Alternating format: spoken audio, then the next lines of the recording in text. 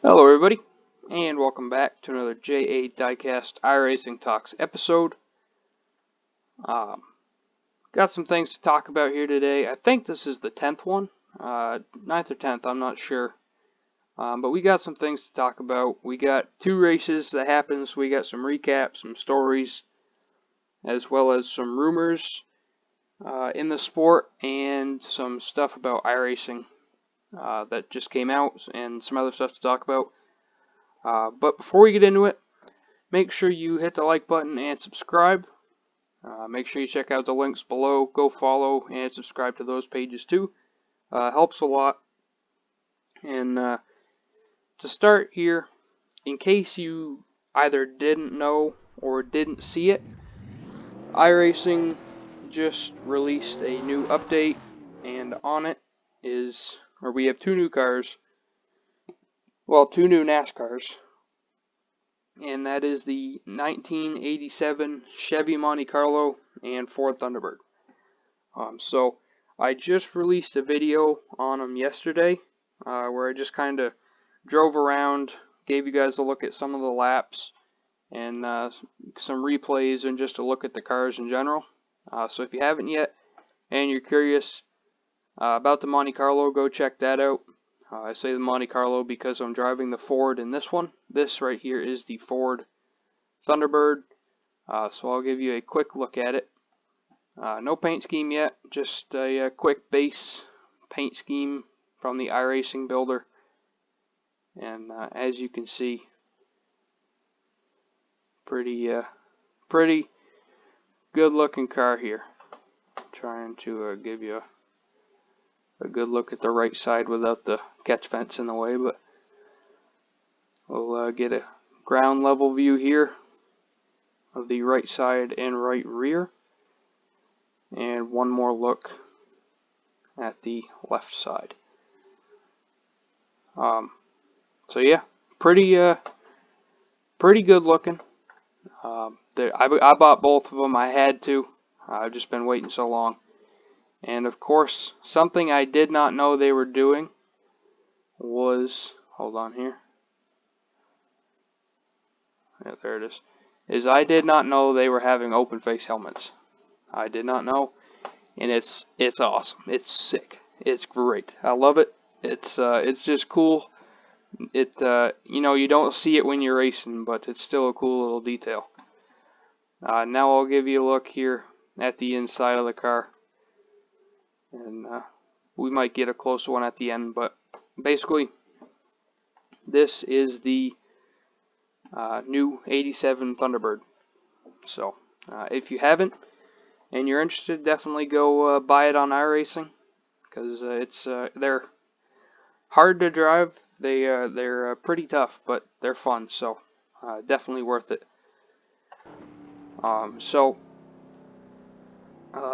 That was the kind of iRacing thing I wanted to talk about. And the next thing, let's get into it right off the bat here.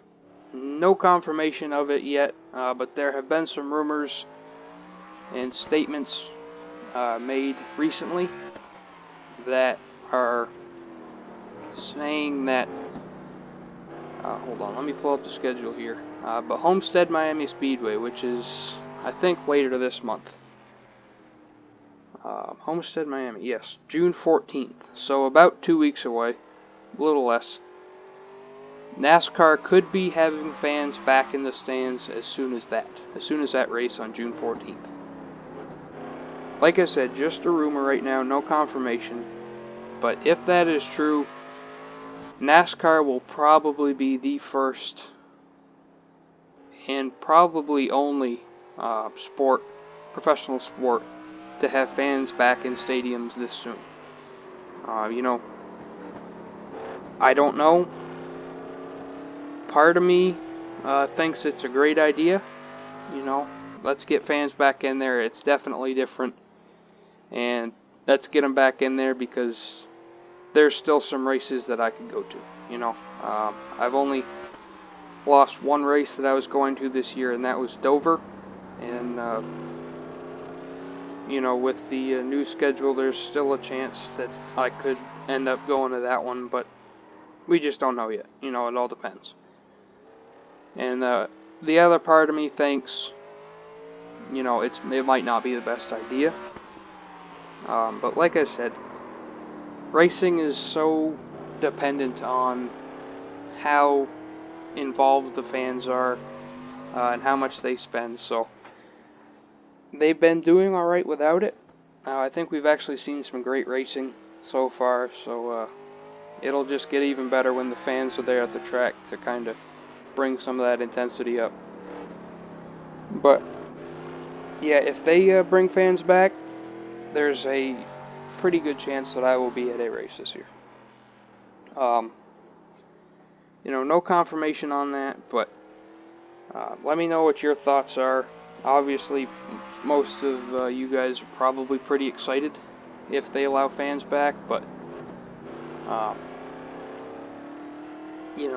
there's also that other side where it might not be the best idea, but it would be a huge step, not only for NASCAR and sports, but just the world in general right now. It would be a huge step to kind of getting back to normal, and much needed, I think. So we'll just have to wait and see. Then, next thing, I want to start talking about the recap and some of these stories from, Sunday's Cup race at Bristol. And Bristol, I don't know if I've said it before, but it's usually one of my favorite tracks in races that gets put on every year. I just think it's one of the best in terms of racing and enjoyment and entertainment. There's other ones, but Bristol is pretty high up on my list. So pretty much, Stage 1, top 10, 1st to 10th, Chase Elliott, Ryan Blaney, Keselowski, Almirola, Logano, Harvick, DiBenedetto, Hamlin, Stenhouse, and Jimmy. Stage 2, 1st to 10th, Chase, Denny, Kevin, Harvick, Joey Logano, Kyle Busch, Clint Bowyer, William Byron, Eric Jones, Brad Keselowski, and Chris Buescher. Now, the end of the race, the results were a lot different. A lot of those names weren't in the top 10 anymore. But that comes with a story of itself about the finish of this race. As one might say, one of them classic Bristol finishes. But we'll talk about that later. First thing I want to talk about for this one is Ryan Blaney. I don't know if you saw, but he was in the lead, or he might have just got passed by Brad. Him and Brad were battling there for a couple laps, but Blaney was plenty fast. He was able to keep his speed, and lead the race. He was fast. So I think it was right after Stage 1, I think. A couple laps after Stage 1. Him and Brad were racing. Brad passed him, I think it was. But short story short, Ryan Blaney had done this multiple times already before this. And basically when he was running the high line, he would, as you would say, jump the cushion. And he would just take one small step over the line, and it would just get his car wrecking loose. And he had done it before, had saved it. And he did it this time. He did save it. Unfortunately, other cars behind him couldn't check up or get out of the way. So he spun coming out of 2, got sideways, kept it off the wall, and ended up backing it against the outside wall. Never hit it, I don't think. And some cars got low, but Ty Dillon could not. He had a car to his inside and just had nowhere to go. I think he could have checked up more. I think he had enough room, but he just had nowhere to go. I'm not inside that race car, so I don't know. I'm not doubting what he did. That's what I thought. But he had a car low. He had nowhere to go, and Blaney being backed into the wall how he was, he tried to get low, so he didn't hit Blaney dead on in the door. and he went low and just took off the front end of Blaney's car. I mean, that thing was destroyed. And Dylan's car was worse for wear as well, but that he just had nowhere to go. I hated it for Blaney too, because, you know, like I've said before, I like Ryan Blaney. He's a good driver and a professional on and off the track, so I like it when he runs good, and I just hate to see that finish happen like that for him, but it's part of racing. Next thing I want to talk about, you all remember about two and a half weeks ago, Kyle Busch, his big mistake at Darlington, turning Chase Elliott. Well, Jimmy Johnson had one of those.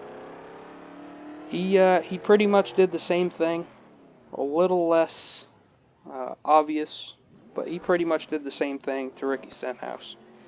And who'd that collect? That collected It collected Alex Bowman and Tyler Reddick, I think it was. Yeah, it was pretty much just got into him, and you know, Kurt Busch got a little bit of it too, but it wasn't as bad. He kept it straight because he was running the high line, but Alex Bowman and Tyler Reddick just got taken out. And so now that was about halfway through the race, little before halfway, and we're gonna jump right to the end. Well, not right to the end, but pretty close to it. So Denny Hamlin, I think the top three was Denny Hamlin, Joey Logano, and Chase Elliott. And they had been running up front with each other for a while. Chase had led. Denny had led. I don't know if Logano had. Pretty sure he had, but I don't know. And there was a time,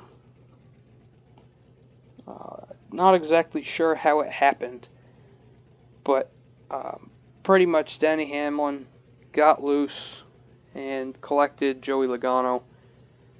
Denny did not make it through. Joey Logano did. He got to fight a little bit longer, but it wasn't too much longer, as we'll talk about in a minute. But you know, that was just a racing incident, being at Bristol, and you know, that's just how it goes. Now,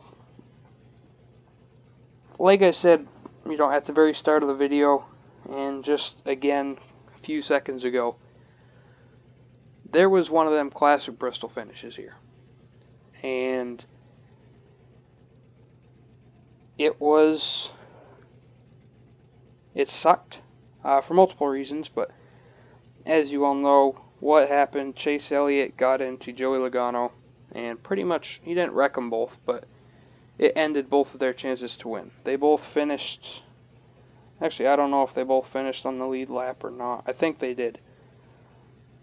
But it both took them out of contention, and they both ended up outside the top 20.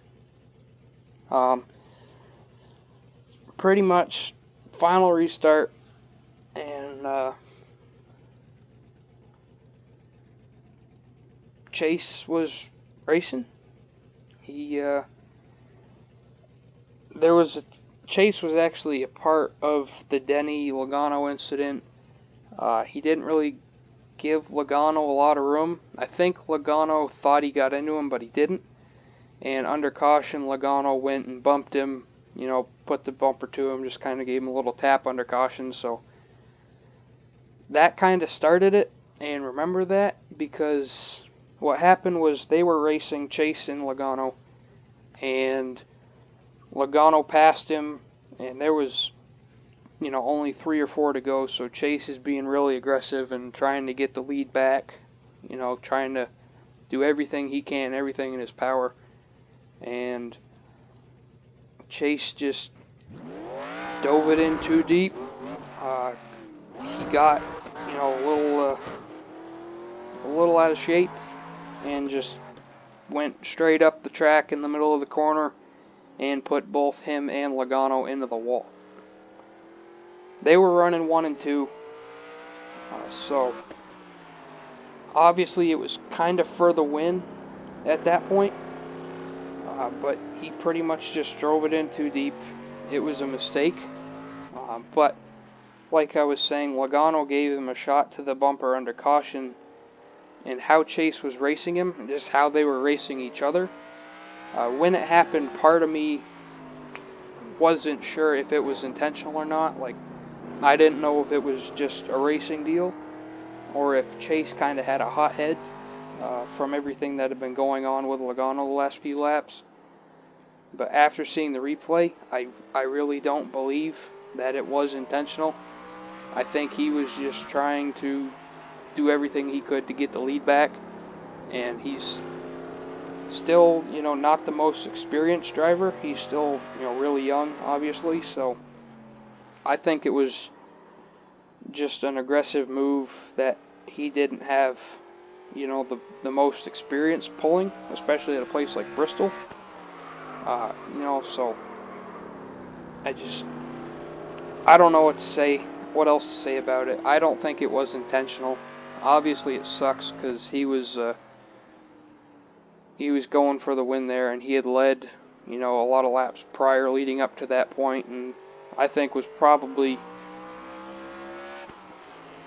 if not the best car, definitely second or third with the best car.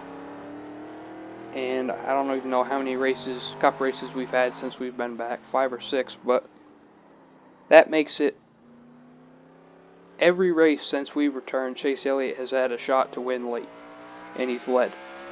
So it's good to see, because he's out there fighting for the wins, and he's in position. So it's good to see him out there, even though it doesn't hasn't always ended up in the best situation since we returned.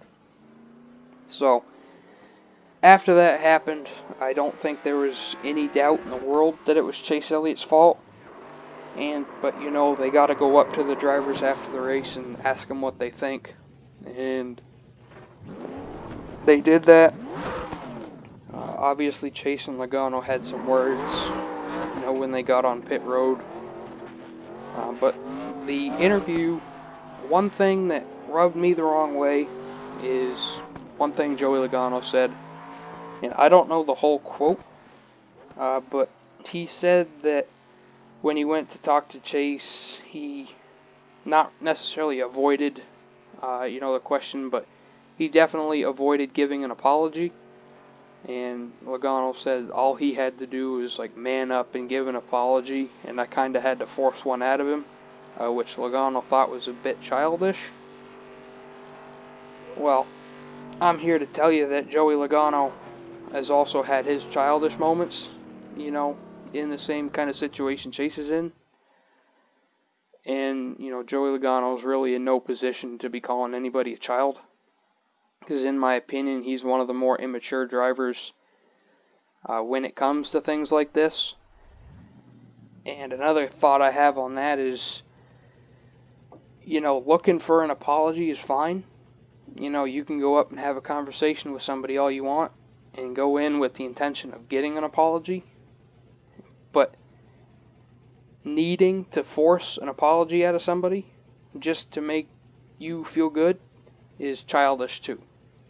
So here he is saying that he needed to force an apology out of Chase Elliott, and all Chase had to do was man up and give it to him, but instead he had to force it out of him, and he thought that was childish. But like I said, I think it's pretty childish too to have to force one out of somebody and need to. Like I said, you can go in with the intention of getting one, and you don't need to. You just walk away without getting one. It's fine, I don't see the need to get an apology. It's because I've been in that situation too, where I've gone in, in Logano's position where somebody has done something, but I don't feel the need to get an apology from somebody who's done something. If they don't want to give it, that's fine. Let them hide however they were. But just man up, like he said, man up and give an apology. Well, man up and walk away without getting one. You just don't need it. I don't see the point, but that's enough on that. And the next thing I want to talk about on the Cup side before we move to the Xfinity race that was last night. Roger Penske. Big name in racing. I don't know his whole resume, but has a 3-car Cup team with an affiliation to Wood Brothers. I don't even know IndyCar that well, but I'm pretty sure he's got a 2-car Xfinity team. New Garden, maybe, and Will Power, I think. Owns Indianapolis Motor Speedway. He might have... I actually think he has an IMSA car, too. Maybe 1 or 2 of those, I don't know. But big name in racing. And in this offseason, he went and changed the crew chiefs for his 3-car team. He changed Jeremy Bullins from the 12, to the 2? Paul Wolf from the 2 to the 22, I think. And I don't even know who Joey's spotter or crew chief is, but he pretty much just played musical chairs with the crew chiefs, changed drivers, changed the partnerships. And so far, I didn't see, the point in it when he first did it. It's not I didn't agree with it. I just didn't see the point because Brad's a champion. He's winning races. He's won races. Joey's a champion. He's winning. He's won. Blaney hasn't been a champion yet, but he's won some races too. And then all of a sudden they're just throwing it away. Not throwing it away, but, throwing those partnerships away and making new ones. So I didn't see the point, but here we are 9 races into the season after this crew chief change, and Penske has won 4 out of the 9 races we've had. 2 for Logano, 2 for Keselowski. I mean, it's amazing. I mean, that's just, thinking outside the box. Would they have gotten the same results with their old crew chiefs? Yeah, maybe. But at this point in the season, I don't know. It's baffling to me to see how far along those teams have come having to make new partnerships. I mean, 4 out of 9 races is pretty good, so. Great move by Roger Penske. I didn't see it when he first did it, but, that's why he's one of the biggest names in, motorsports history, so, good on him.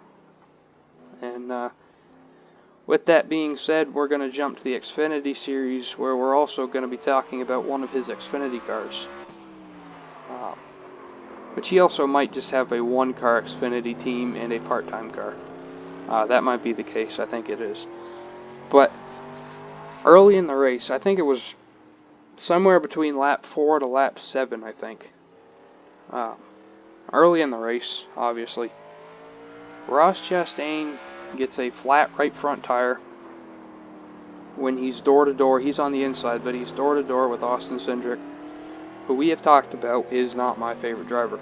Not my favorite person. But he's door-to-door with him, flat right front, and just gets up into him, pushes him up into the wall, takes off the rear end of Cindric's car, and for the most part, Chastain's relatively undamaged for Bristol. It's not going to kill him, but his bumper cover was taken off. But everything else was alright. Until, his bumper cover only got taken off when Michael Annett had nowhere to go and tried to thread the needle between the back end of Chastain's car and the wall. And it didn't work out so well. There just wasn't a lot of room, but he had nowhere to go, so he tried to fit it through and just killed his car, took off the deck, not the deck lid, the bumper cover of Chastain's car, and honestly killed 3 competitive cars there within the first 10 laps. It was a hard hit for Annette. I mean, he really got sandwiched, kind of bounced off. I don't know if it was the wall or Chastain's car first, but he bounced off one of them and just swung into the other. So, hard hit on his part. And you can't blame anybody.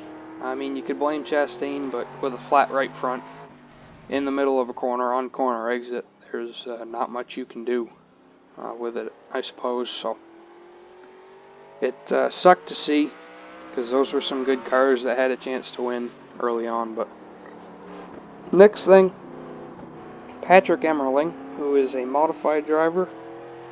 I have seen him race multiple times at New Hampshire and Stafford and Thompson, but I did not know that he was making his Xfinity Series debut. I didn't know it until he wrecked. Obviously, if I had known, I would have been, rooting for him, being a modified guy, which really isn't.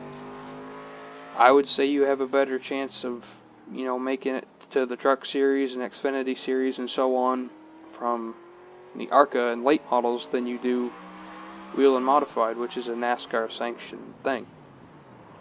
So that I've seen him race before, so it's kind of cool to see him working up. But I like I said, I didn't know it until he wrecked. So obviously, after learning that, it sucked to see him wreck. But I don't remember who it was, but he got turned in a racing deal going down the backstretch, hit the inside wall with the front end of his car, and then kind of spun around and backed into the wall, the outside wall in the corner. Both of them were pretty hard hits, and that just killed his race. Like I said, sucked to see his race end like that, especially a debut. But I'm sure he'll be back. Hopefully he'll be back. He's a good driver. I've seen him race before in the mods, so I can say that with confidence. But there are some other drivers from the modifieds that I'd like to see race in ARCA or trucks, just to kind of get a chance to see what they would do. And the top two are Justin Bonsignor, who is my favorite modified driver, and Doug Coby, who is arguably, I won't say that. I'll say he is one of the best in modified history. So I'd like to see that happen, but I don't know. Next thing, another bad day for Tommy Joe Martins. Got involved in a wreck earlier on in the race, and then pretty sure it was a brake problem he had, and that caused him to kind of hit the wall late in the race and bring out a caution. And you just hate it for him, especially how his recent races have gone. You just hate to see it for a team like that, small team. So sucks for that. Riley Herbst late in the race. We saw it a lot through the weekend at Bristol, where cars just got out of shape and went up the track. And it happened again with Riley Herbst, who went up the track going for the lead. There was a caution late in the race. Riley Herbst stayed out. Oh, he didn't stay out. He took 2 tires. He took 2 tires. Everybody else took 4. So he was just getting freight trained. And went up the track. Justin Haley was fast. Before the caution, he had gained like a second and a half on leader, which was Allgaier, and caught him. So he was fast. He was going places. And after this caution, he just had nowhere to go. He, like I said, during the caution, got put up in the outside wall. Not intentionally, obviously, but it hit the left front where he got hit. Fry Herbst was pretty tore up, and that's what the ultimate problem was, because he didn't get to stay out. He had some problems before, but that was the problem for him. Obviously, hate to see it for Haley, as he's My favorite Xfinity, or full-time Xfinity driver. Obviously, I like Kaz Grala, but he's part-time, part-time. But you hate to see it for Haley, because he was having a great run. He had run up inside the top 10 all race, and pretty much inside the top 4 for the second half of it. Just got unlucky there at the end and couldn't finish. And the next thing I want to talk about, Noah Gragson and Justin Allgaier. The 9 and the 7 at Junior Motorsports teammates got into it late in the race for the win, pretty much.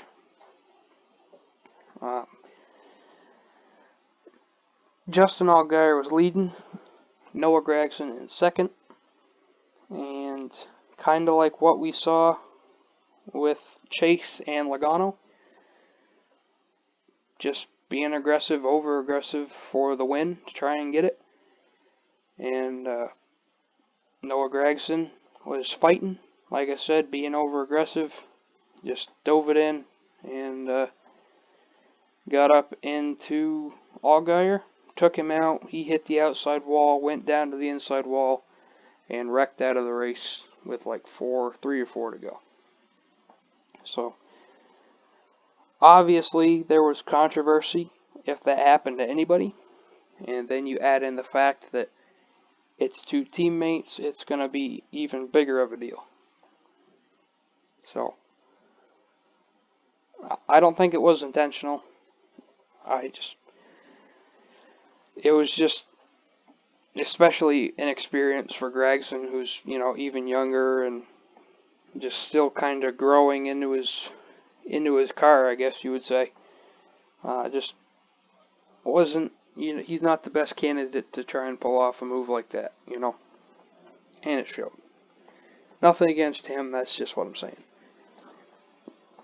I will say, though, after that, he restarted on the high line, and I think it was Chase Briscoe. And maybe somebody else, but he restarted on the high line for an overtime finish, and he had to go. He had to get it and give it everything he had to try and get the win, and that's exactly what he did. He pulled off a wheelbarrow move, to go around the high side like he did, maintain the lead, and capture the win. I mean, that was a wheelbarrow move if I've ever seen one, and it was pretty impressive to see. But it's good to see him win, especially because everybody's kind of been calling him a bust and giving up on him and things like that. He got it done at Daytona, obviously, for his first win, and then got it done again last night at Bristol, or 2 nights ago at Bristol. Filming this on Tuesday, going up on Wednesday. So, but I hope you enjoyed the video. Make sure you check out the links down below. Follow and subscribe to those. Make sure you hit that like button and subscribe to the channel. I hope you enjoyed the video. Thank you for watching, and I'll see you in the next one.